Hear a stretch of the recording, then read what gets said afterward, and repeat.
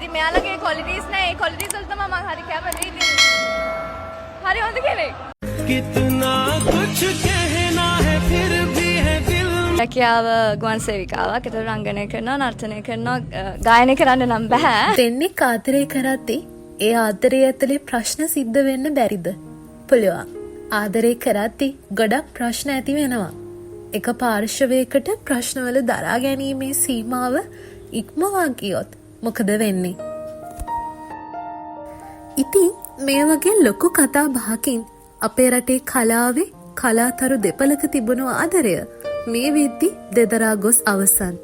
ඒ අපි හැමෝම දන්න ජනප්‍රිය රෝමත් නිලි දේශානි නෙහාරගේ වගේම ජනප්‍රිය නළු ඉසුරු ලොකු හෙට්ටිආරච්චිගේ ආදර සම්බන්ධතාවය. ඔබ දන්නවද දේශානි ඉසුරු ලොකු හෙට්ටිආරච්චිගේ පහර දීමකට පවා ලක් වී තිබෙනවා. ඒ බව සනාථ කරමින් ඇය ඡායාරූපයක් පවා සමාජ මාධ්‍යයේ පළ කර තිබෙනවා. දේශානි ආදරය නිසා එයා ආසාවෙන් කරපු ගුවන් සේවිකා රැකියාව පවා අතහැරියා. දේශානි කියන්නේ රංගනයට, නර්තනයට, ගායනයට වගේම නිවේදනයට ඉතාම දක්ෂ නිලියක්. ඇය ඉසුරු ලොකු හෙට්ටිආරච්චි සමග ගෙන ගිය ආදර සම්බන්ධයේ නිමාව පිළිබඳව දැනුවත් කිරීම සඳහා මෙලෙසින් පෝස්ට් එකක් ඇගේ සමාජ මාධ්‍ය ගිණුම්වල මෙසේ සඳහන් කර තිබුණා. සමහර මිනිස්සු අපේ ජීවිතවලට එන්නේ වෙස් වලාගෙන, ඇත්ත සතාව හංගගෙන, ආදරේ කිය රඟපාගෙන අවංක හිත එක්ක සෙල්ලම් කරන එක. ඇත්තටම මං ඒ වගේ මිනිසුන්ට කියන්න ඕන නමවත් දන්නේ නැහැ. හැබැයි මට ඒ වගේ අය මිනිස්සු කියලා නම් හිතන්න අමාරුයි. මගේ ජීවිතේ එක් කාල සීමාවකදී මටත් ඒ වගේ ආත්මයක් හමු වුණා. නොසෑහෙන්න ආදරේ කරා, විශ්වාස කරා. මගේ ජීවිතේ වටිනාම කියන දේවල් මට කැප කරන්න සිද්ධ වුණා. ඔව්, හැමෝම මට බැන්නා. මාව විවේචනය කරා. මට දොස් කිව්වා. මගේ දෙමව්පියන්ට දොස් කිව්වා. ඒ වගේම මට හොඳත් කිව්වා. අවවාදත් දුන්නා.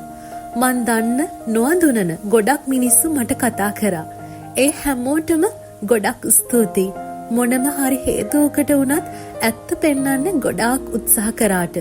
අපි කවුරුත් අවංකව ආදරය කරද්දි අන්ධ වෙනවනේ. මටත් උනේ අන්න ඒකයි. ඒ වගේ මිනිස්සුන්ට කොච්චර අපි වටිනාකමක්, ආදරයක්, ගෞරවයක් දුන්නත් මනුස්සකමක් ගෑවිලාවත් නැති එවුන් වගේ හැසිරෙන්නේ පවටද කියන්න මන් දන්නේ නෑ.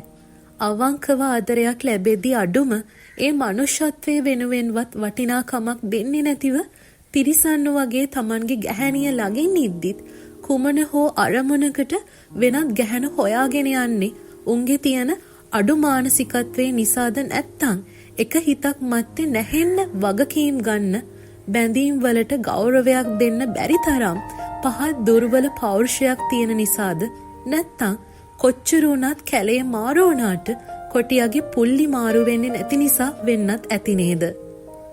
මම මෙහෙම පෝස්ට් එකක් දාන පළවෙනි වතාව. ඔව්, මේක මගේ පෞද්ගලික කාරණයක් සම්බන්ධව තමයි.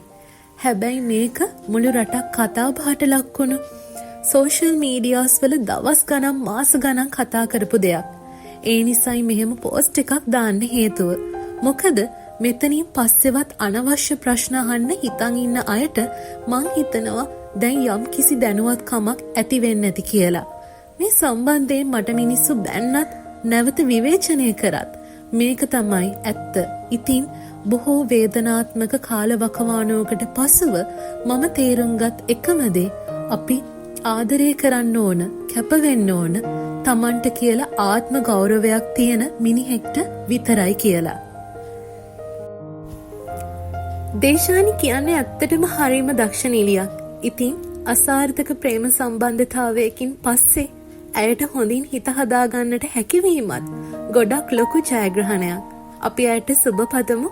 ඇයගේ ඉදිරි ජීවිතයේ වැඩ කටයුතු ගොඩක් ලස්සනට කරගන්න ඇයට හැකියාව ලැබෙන්න කියලා. ඒ වගේම ඔයාලගේ අදහසුත් පහතින් කමෙන්ට් කරන් යන්න අමතක කරන්න එපා.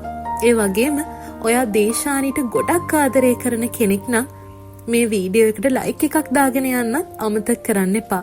අපි බලමු මේ වෙලාවේදී දේශානිට ආදරය කරන අය කී දෙනෙක් ඉන්නවද කියලා.